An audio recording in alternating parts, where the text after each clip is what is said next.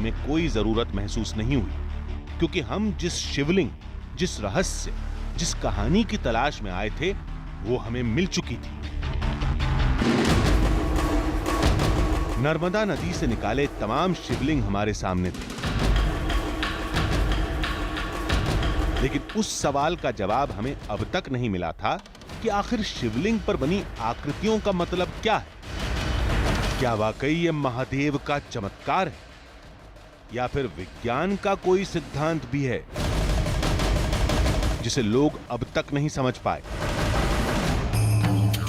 हमने नर्मदा नदी से जुड़ी कुछ जानकारियां जुटाई। पता चला कि शास्त्रों की इस कहानी का जवाब भी शास्त्रों में ही छिपा है।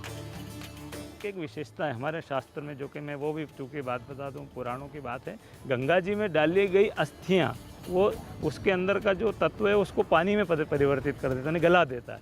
लेकिन नर्मदा जी के जल का ये प्रभाव है कि वो अस्थियां पत्थर का रूप ले लेती, और चूंकि वो जल चूंकि रव करती है, इसलिए इसका नाम रेवा यानी टकराती हुई जाती है। तो ये एक आकृति को निर्माण करती, चूंकि इसको वरदान है कि मैं उसके अंदर रहूँगा, तो ये शिवाकार बना देती है। क्योंकि शिव पुत्री है, शिवा है, इसलिए वो शिवाकार बनाती है। मतलब ये कि नर्मदा नदी में पानी का बहाव दूसरी नदियों से काफी अलग है। नदी में मौजूद पानी जमीन की चट्टानों से टकराते हुए जाता है। पानी और चट्टानों के घर्षण का यह सिलसिला युगों से चला आ रहा है, और उसी की वजह से यहाँ की चट्टानें गोलाकार रूप ले लेती हैं। धारा जी जो स्थान है नेमावर के पास में, वहाँ पर धाराएं चलती थी, वहाँ पर नेचुरली शिवलिंग बनते थे, और उन शिवलिंगों में कहीं की त्रिशूल की आकृति, कहीं त्रिपुंड लगा हुआ, कहीं पर ओम लिखा हुआ, कहीं पर जनेऊ धारण किए हुए, ऐसे शिवलिंग नेचुरल बनते थे। रही बात शिवलिंग पर दिखाई देने वाली आकृतियों की, तो इसका जवाब भी पौराणिक चौपाई में छिपा है। जाकी रही भावना जैसी, प्रभु मूरत देखी तिन तैसी। आधी हकीकत आधा फसाना। रावण के बारे में सिर्फ हिंदुस्तान में ही नहीं बल्कि दुनिया के तमाम मुल्कों में बेगिनती कहानियां हैं, लेकिन छत्तीसगढ़ की जिस कहानी की अब हम बात कर रहे हैं उसके बारे में हमने भी पहले कभी नहीं सुना था। दावा किया जा रहा है कि छत्तीसगढ़ के जंगलों में एक ऐसा शिवलिंग मौजूद है जिसके सामने बैठकर रावण ने महादेव की तपस्या की थी, और वो शिवलिंग इतना चमत्कारी है कि आज भी उस पर सफ़ेद दूध चढ़ाया जाता है तो वो नीले रंग में बदल जाता है। अब ये पूरा माजरा क्या है, आइए चलकर देखते हैं।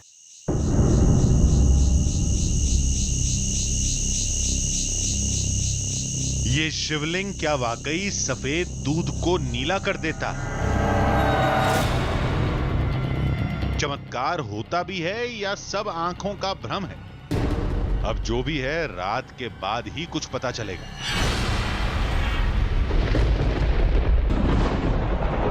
धाम तक पहुंचते देर हो चुकी थी। खराब मौसम ने मुश्किल और बढ़ा दी। घने जंगल में रात के वक्त किसी का मिलना भी मुश्किल था। फिर चुपचाप आग के सामने बैठकर सुबह होने का इंतजार करने लगे।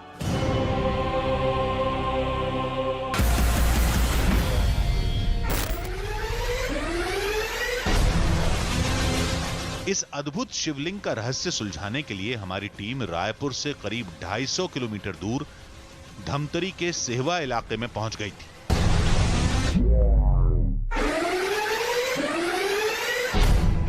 सुबह होते ही शिवलिंग साफ नजर आने लगा था। ये तो वाकई एक प्राकृतिक शिवलिंग था।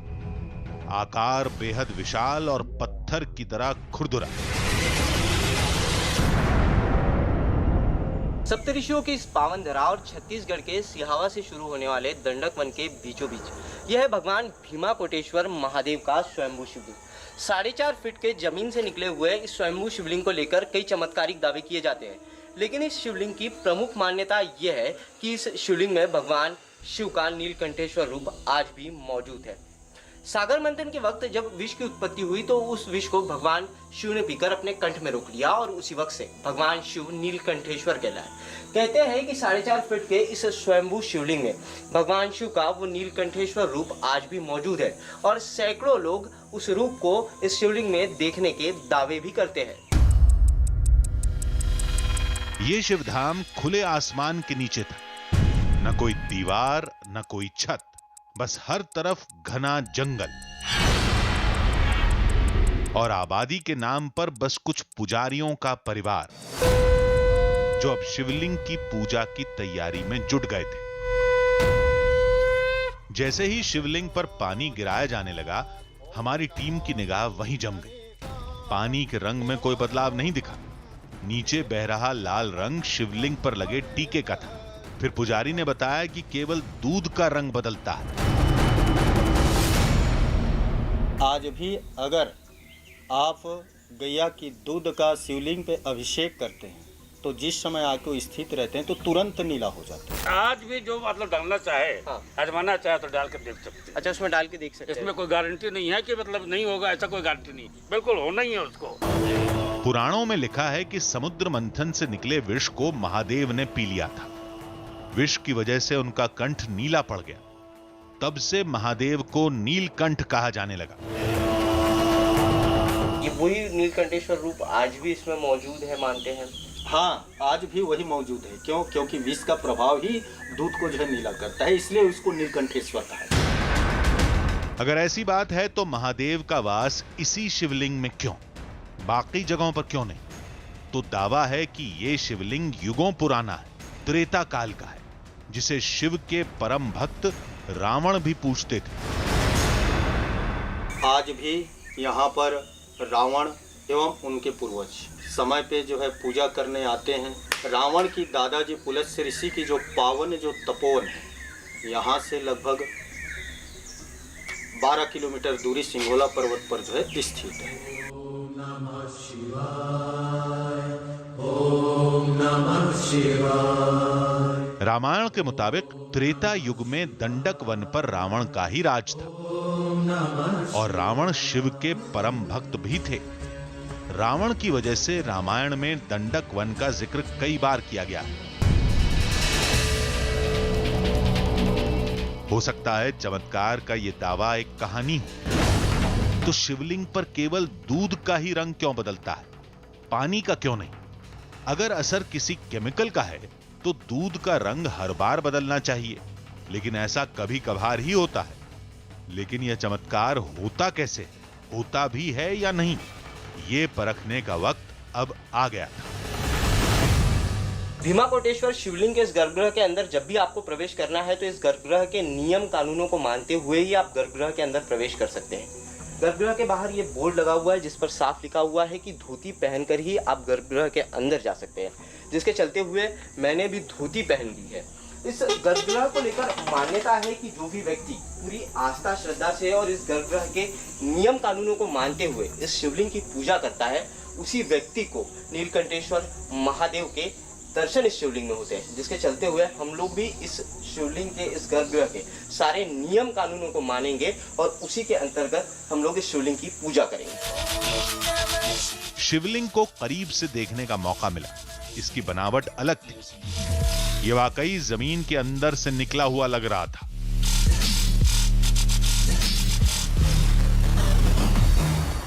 गर्भगृह के अंदर आने पर साफ तौर पर दिखाई दे रहा है कि ये शिवलिंग जमीन के अंदर से निकला हुआ स्वयंभू शिवलिंग है। किसी तरीके से पत्थर को काटकर या तराश कर बनाया गया शिवलिंग नहीं है।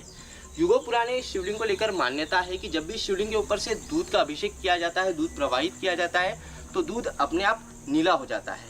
लोग ऐसा इसलिए मानते हैं क्योंकि कहा जाता है कि इस शिवलिंग के अंदर भगवान नीलकंठेश्वर महादेव आज भी विराजित है और उसी की वजह से दूध का रंग नीला हो जाता है। यहाँ पर कई लोगों ने इस शिवलिंग का अभिषेक दूध से किया है और शिवलिंग के पास यहाँ पर दूध जमा है। इस दूध को अगर हम लोग देखें तो नीले रंग का ये दूध हमें दिखाई दे रहा है, जबकि दूध का जो कलर होता है वो एकदम सफ़ेद होता है, दूधिया होता है। लेकिन यहाँ पर जो दूध हमें दिखाई दे रहा है वो नीले रंग का दूध हमें दिखाई दे रहा है। पड़ताल शुरू करने से पहले शिवलिंग को साफ किया गया ताकि शक की कोई गुंजाइश न रहे। अगर कोई केमिकल या रंग होगा तो वो भी साफ हो जाएगा। इस शिवलिंग से पूजा की सारी सामग्री हटाने के बाद अब इस शिवलिंग को हम पानी से धो रहे हैं, पानी से इस शिवलिंग का अभिषेक किया जा रहा है। अगर इस शिवलिंग की चट्टान पर किसी प्रकार का कोई कलर या रंग लगा हो तो पानी के साथ भी वो मिल जाएगा और पानी भी अपना रंग बदल देगा, लेकिन साफ तौर पर दिखाई दे रहा है कि पानी पूरी तरीके से पारदर्शी दिखाई दे रहा है, किसी भी तरीके से वो अपना कलर नहीं बदल रहा है। पानी पर कोई फर्क नहीं पड़ा, वो बिल्कुल साफ था, लेकिन हम कोई कसर नहीं छोड़ना चाहते थे। अब ये साफ कपड़ा है, सफ़ेद कलर का एक कपड़ा है, इस कपड़े से हम लोग शिवलिंग को पोंछ लेते हैं ताकि अगर किसी प्रकार का कोई कलर जो है वो अगर इस शिवलिंग पर लगा हुआ होगा तो वो इस कपड़े पर साफ तौर पर दिखाई देगा। अब शिवलिंग पूरी तरह साफ था, कोई भी सामग्री इस पर नहीं थी। मान्यता के मुताबिक जलाभिषेक के बाद शिवलिंग की पूजा की गई। सबसे पहले हमने दूसरे लोगों से दूध डालने के लिए कहा, लेकिन रंग तो बिल्कुल नहीं बदला। क्यों? दावा तो कुछ और था। फिर हमारी टीम ने आजमाइश शुरू की। अब इस शिवलिंग पर हम लोग दूध डालेंगे, दूध से शिवलिंग का अभिषेक करेंगे और देखते हैं कि क्या सही में सफ़ेद कलर का ये जो दूध है, दूधिया ये जो दूध है, वो सही में नीले रंग में बदलता है या जिसे लोग चमत्कार कहते हैं, वो हमारी आंखों के सामने हो रहा था। देखिए, अपने आप में अद्भुत है। जैसे ही हम लोग इस शिवलिंग पर दूध डालते हैं और इस शिवलिंग पर दूध पड़ते ही दूध अपने आप नीले कलर का हो जाता है। साफ तौर पर देख सकते हैं कि दूध इस शिवलिंग पर पड़ते ही नीले कलर का हो जा रहा है। ये देखिए, इस शिवलिंग पर हम लोगों ने ऊपर से दूध डाला और ये पूरे तरीके से नीला हो गया। और देखिए, ऊपर से मैं सफ़ेद दूध डाल रहा हूँ, नीचे जब ये दूध जा रहा है तो ये अपने आप नीले कलर का हो जा रहा है। इस पात्र में मेरे पास कुछ दूध बचा हुआ है। इस तांबरे में जो दूध बचा हुआ है वो सफ़ेद कलर का दूध है, एकदम दूधिया जो होता है, एकदम जो सफ़ेद कलर होता है दूध का, ठीक उसी तरीके से दूध का कलर है। ये शिवलिंग पर हमने चढ़ाया नहीं है, लेकिन शिवलिंग पर जो दूध चढ़ा है उसका कलर साफ तौर पर नीला दिखाई दे रहा है और अपने आप में एक अद्भुत चमत्कार जो है वो यहाँ पर दिखाई दे रहा है। लोगों की आस्था का ख्याल रखते हुए हमारी टीम इसे चमत्कार बता रही थी, लेकिन हमें तो यही पता करना था कि ये सब कैसे हो रहा है। लोटे से गिरने वाला दूध जब शिवलिंग पर बहकर नीचे पहुंचता है तो नीला कैसे हो जाता है? कहीं रंग से जुड़ा ये चमत्कार आंखों का भ्रम तो नहीं? हमने पड़ताल के नतीजे को फिर से परखा। ये शिवलिंग के पास दूध का अभिषेक होने के बाद जो दूध जमा है उसका कलर और इस ताम्र का कलर देखिए। ये देखिए, अब मैं शिवलिंग पर दूध नहीं चढ़ा रहा हूँ, ये नीचे जो है, ये नीचे मैं दूध डाल रहा हूँ, तो ये दोनों जो है आप अंदाज़ा लगा सकते हैं कि ताम्र से जो सीधा दूध जो है ज़मीन पर गिर रहा है वो बिल्कुल सफ़ेद है। ये देखिए, यहाँ पर नीले कलर का जो है, नीले रंग का दूध जो है वो जमा हुआ है। ये शिवलिंग से चढ़ने के बाद नीचे ज़मीन पर आया है और ये ताम्र में रखा हुआ दूध, ये दोनों के बीच का अंतर देखिए, ये बिल्कुल नीला है और ये बिल्कुल सफ़ेद दूधिया जैसा दूध का रंग होता है, ठीक उसी तरीके से। अब इस दूध में मैं ऊपर से इस दूध को हम लोग शिवलिंग पर नहीं चढ़ा रहे हैं, हम लोगों ने सीधा जो है इस जो पुराना जो शिवलिंग पर चढ़ा हुआ जो पहले वाला दूध है उसमें हम सीधा इस ताम्र से इस सफ़ेद दूध की धार को छोड़ रहे हैं। तो आप देख सकते हैं कि ये ताम्र से गिरने वाला दूध जो है वो सफ़ेद है और नीचे जो है दूध जो नीचे मौजूद है वो पूरी तरीके से नीला दूध है। तो अपने आप में एक अद्भुत चमत्कार इसे कहे या फिर इसे मैं बयान नहीं कर पा रहा हूँ। हम अब भी पत्थर में किसी खास तरह के तत्व से रासायनिक क्रिया वाली बात पर डटे थे, लेकिन धाम से जुड़े लोगों ने इसे सिरे से खारिज कर दिया। ये तो अब दूध डालेंगे तो पत्थर है, चट्टान है, तो हो सकता है किस तरीके का केमिकल रिएक्शन होता हो उससे दूध नीला हो जाता हो, या कोई और अगर जैसे कि पानी डाला जाए तो नहीं हो इस, क्योंकि यहाँ पर जो है सिर्फ लिंग के अलावा और चट्टान या एक भी पत्थर नहीं। अच्छा, और दूसरी बात रही यही बात केमिकल की, तो ये जो शिवलिंग है उसमें ऐसा कोई भी केमिकल नहीं है। क्यों? क्योंकि यह रावण के द्वारा, पुलस्त्य ऋषि के द्वारा या रावण के पूरे परिवार के द्वारा स्वयं पूजित है और यह लिंग सिद्ध सेवित है। हालांकि हमारी टीम ने भी शिवलिंग की सफाई की थी, कपड़े से भी पोंछा था, लेकिन फिर भी दूध का रंग कैसे बदल रहा था? शिवलिंग का रहस्य अब उलझ चुका था। अब इसमें कौन सी बड़ी बात है? जरूर इस शिवलिंग के पत्थर में कोई ऐसा तत्व मौजूद होगा जिसकी वजह से दूध का रंग बदल जाता है। लेकिन अगर ऐसा होता तो दूध हर बार रंग बदलता, और शिवलिंग पर जल भी तो चढ़ाया जाता है, फिर आखिर उस पानी का रंग क्यों नहीं बदलता? तो क्या वाकई शिवलिंग चमत्कारी है? क्या वाकई इस शिवलिंग का ताल्लुक महाबली रावण से है? इन सारे सवालों का जवाब तलाशने के लिए हमारी टीम उस जंगल में जा रही थी।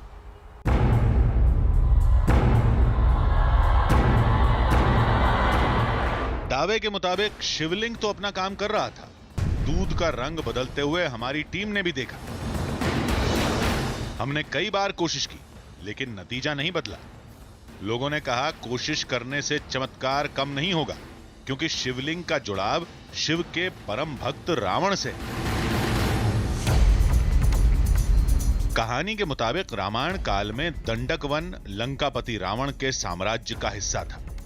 कहते हैं जंगल में रावण को एक अद्भुत शिवलिंग मिला। शिव भक्त रावण उस शिवलिंग की पूजा करने लगा। बताया जाता है कि उसी साधना से रावण को कई शक्तियां हासिल हुई थी। दावे के मुताबिक ये वही चमत्कारी शिवलिंग है जिसकी खोज युगों पहले रावण ने की थी।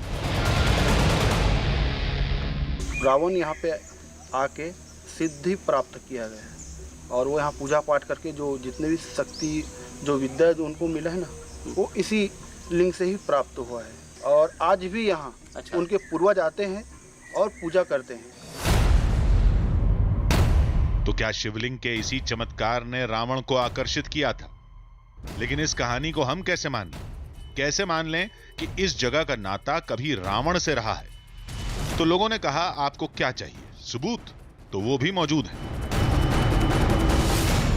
ये जो शिवलिंग है इससे पूर्व की ओर है एक सिंगोला पर्वत, जहां पर जो है रावण की जो दादा है पुलत्स्य ऋषि, जिनके वो पावन तपोभूमि है, जहां पर उन्होंने अपने कुल की अधिष्ठात्री निकुंबला की जो है कठोर तपस्या की है। वो आज भी उनकी साक्ष्यभूत है, आज भी प्रमाणीकरण है। वो चाहे वो ऐतिहासिक हो, चाहे पौराणिक हो, चाहे पुरातात्विक हो।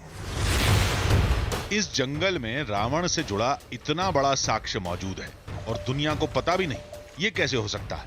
हमारी टीम ने एक बार और पूछा तो जवाब मिला कि सबूत आज भी मौजूद है। आज भी वो विराजमान है और आज भी वह निकुंबला माता की जो है पुलत्स्य ऋषि पूजा करते हैं। अगर उस गुफा में जाए तो क्या सही में ऐसा कुछ दिखाई दे सकता है या?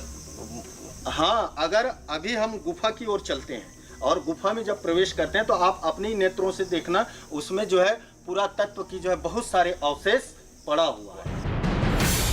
हमने सोचा देखने में क्या हर्ज है, साक्ष्य नहीं भी मिले तो हो सकता है कि कोई नई पौराणिक जगह ही दुनिया के सामने आ जाए। इस सोच के साथ हमारी टीम उस अनजान मंजिल की तरफ बढ़ चली। कहते हैं उस जगह पर रावण के पूर्वज ऋषि पुलत्स्य रहा करते थे, जहां वो अपनी कुल देवी निकुंभा की पूजा करते थे। जब भी रावण दंडक वन में आता था उस पूजा में जरूर शामिल होता था।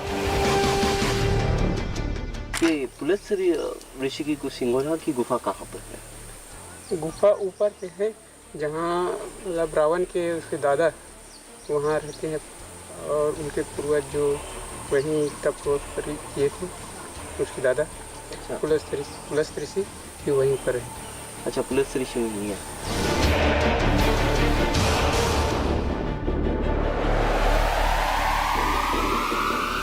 कहते हैं सिहावा का दंडक वन राक्षस राजा रावण और उनके पूर्वजों की तपोभूमि रहा है। यही नहीं तो इस दंडक वन में आज भी रावण के दादा पुलत्स्य ऋषि के होने के दावे भी किए जाते हैं। इसी दंडक वन में रावण वंश की कुलदेवी निकुंबला देवी एक गुफा में विराजित है और कहते हैं कि आज भी पुलत्स्य ऋषि उसी गुफा में वास करते हैं। लेकिन उस गुफा तक पहुंचने के लिए हमें इस पहाड़ की सबसे ऊंची चोटी पर पहुंचना होगा और उसके बाद ही हम उस गुफा को देख पाएंगे। हमें नहीं पता कि ऊपर पहाड़ पर कुछ मिलेगा भी या नहीं। हो सकता है कि गांव वालों का दावा झूठा निकले, लेकिन रहस्य सुलझाने के लिए उस गुफा में जाना बेहद जरूरी था।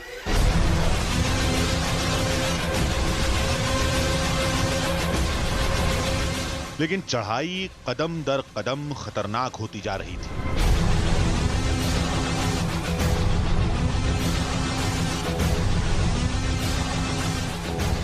जमीन से करीब 1600 फीट की ऊंचाई पर ये पहाड़ है और इस पहाड़ की सबसे ऊंची चोटी पर पहुंचने के लिए हमें इस तरीके से जानवरों की तरह या स्पाइडर जिस तरीके से दीवारों पर चढ़ता है ठीक उसी तरीके से चढ़ाई करनी पड़ रही है।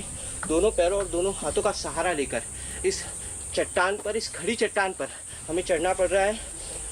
नीचे हजारों फीट गहरी खाई है और ऊपर सैकड़ों फीट की ऊंचाई पर हमें इसी तरीके से इस चट्टान पर चढ़ना है। अगर ऐसे में हमारा एक गलत कदम इस चट्टान से फिसलता है तो हम सीधे हजारों फीट नीचे गहरी खाई में जा फिसलेंगे। चढ़ाई के बाद अब उस गुफा को खोजना था जिसका नाता रावण से बताया जाता है। कहते हैं उस जगह दैत्यों की कुलदेवी की अद्भुत प्रतिमा भी है जो अभी तक दुनिया की नजरों के सामने नहीं आई है। गुफा की तलाश में हमारी टीम पहाड़ की सबसे ऊंची चोटी पर पहुंच गई, जहां से दंडक वन का एक एक कोना दिख रहा था। एक बार फिर नीचे की ओर जाना पड़ा। टीम के साथ आए लोगों ने बताया कि मंजिल अब बेहद करीब है। थोड़ा और खतरा उठाने के बाद, पहाड़ पर थोड़ा और सरकने के बाद एक गुफा का मुहाना हमारे सामने था। वहीं पर जंगली जानवरों की गंदगी देखकर अंदाजा लग गया कि अंदर बहुत खतरा है।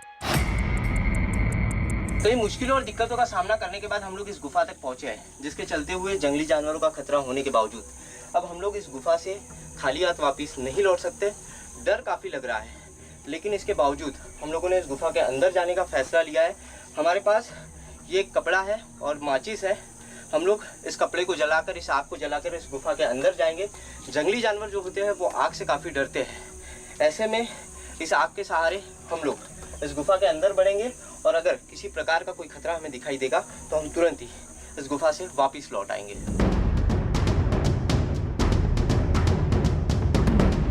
ये आग हम लोगों ने जला ली है और इस अब आग को जलाकर ही हम लोग इस गुफा के अंदर बढ़ेंगे।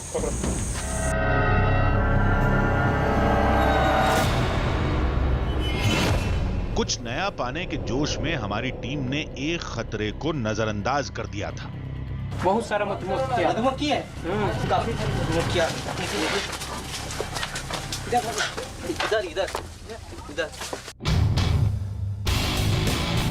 हमारी टीम ने गुफा में जाने की एक और कोशिश की, लेकिन इस बार खतरे ने हमें खुद आगाह कर दिया।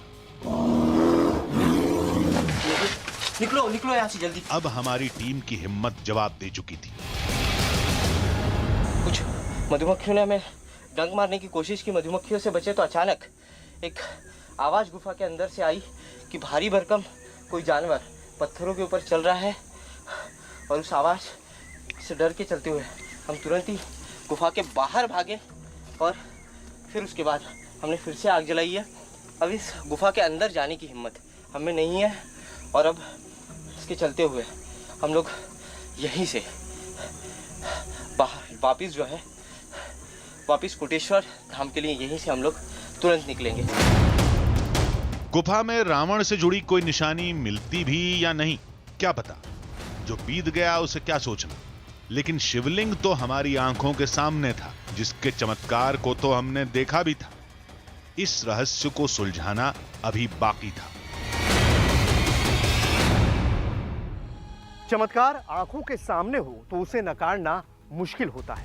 दूध का रंग शिवलिंग पर चढ़ने के बाद नीला हो रहा था, तो क्या ये चमत्कार था? शायद नहीं।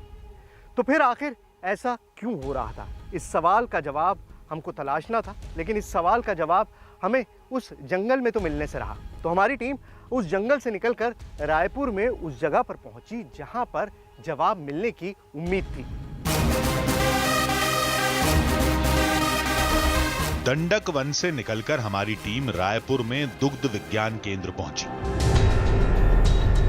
वहां कई जानकारों से बात हुई। सारी कहानी सुनने और देखने के बाद विशेषज्ञों ने कहा कि आप पत्थर के पीछे पड़े हैं, जबकि चमत्कार तो दूध में था। आपने बताया कि जिस जगह के ऊपर आप गए थे वहाँ पे वो किसी जंगल के बीच में है जी और काफ़ी दूर है, तो इवन आप वहाँ से वहाँ तक दूध भी लेके जा रहे हैं तो दूध की अम्लीयता भी बढ़ रही है। ओके। दूध की अम्लीयता जैसे ही आपने दूध का पैकेट खोला या दूध को निकाला उसके बाद से लगातार उसकी अम्लीयता बढ़ती जाती है, यानी कि उसमें खटास बढ़ती जाती है। हाँ। ये खटास बढ़ती है किन कारणों से? क्योंकि उसमें बहुत ऐसे न्यूट्रिशियस मटेरियल होता है, लाइक प्रोटीन होता है, फैट होता है, उसमें बहुत सारे माइक्रो ऑर्गेनिजम्स की ग्रोथ होती है, मतलब जो छोटे छोटे जीवाणु हैं उनकी ग्रोथ होती है। तो कहीं ना कहीं ये सब चीज़ें ही मिल के और उस स्टोन में उपस्थित किसी डाई या किसी तत्व के साथ में रिएक्ट करके करते हैं, नीला रंग होता है। मतलब ये कि दूध में जो अम्लीय तत्व होते हैं वो पत्थर की डाई से मिलकर एक रासायनिक क्रिया से गुजरते हैं और नतीजा दूध नीला हो जाता है। डाई का मतलब शिवलिंग की खुरदरी सतह पर शैवाल की पतली परत जम जाती है, इसका भी असर पड़ता है। जानकारों के मुताबिक दूध के रंग बदलने की एक और वजह हो सकती है। जहाँ तक केमिकल रिएक्शन की बात है तो अगर वहाँ पर फूल पत्तियाँ वगैरह जो हम अर्पित करते हैं उसमें अगर आयोडीन है और अगर दूध में स्टार्च है तो उनकी आपस में मिलने से भी ब्लू कलर आता है। फिर शिवलिंग पर हो रहे चमत्कार को लैब में भी करके दिखाया गया। ये दूध लिया है इसमें और इसमें अगर स्टार्च है, ये स्टार्च है,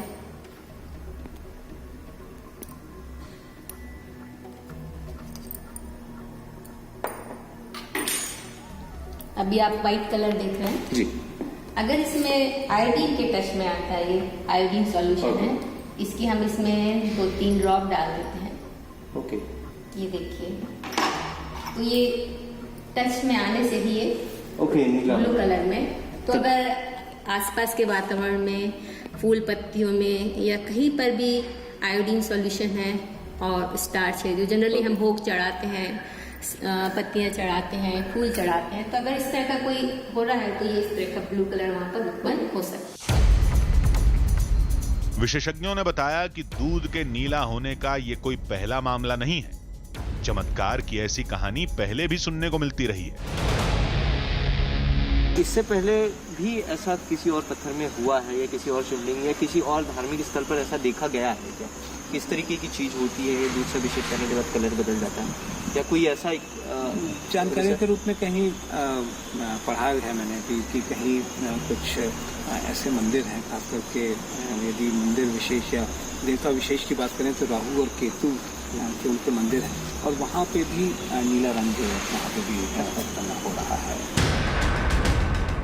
जानकारों के मुताबिक दूध का रंग बदलना कोई चमत्कार नहीं बल्कि एक रासायनिक क्रिया का असर है। लेकिन ये सारी बातें शिवलिंग पर दूध के रंग बदलने के दावे को लेकर है।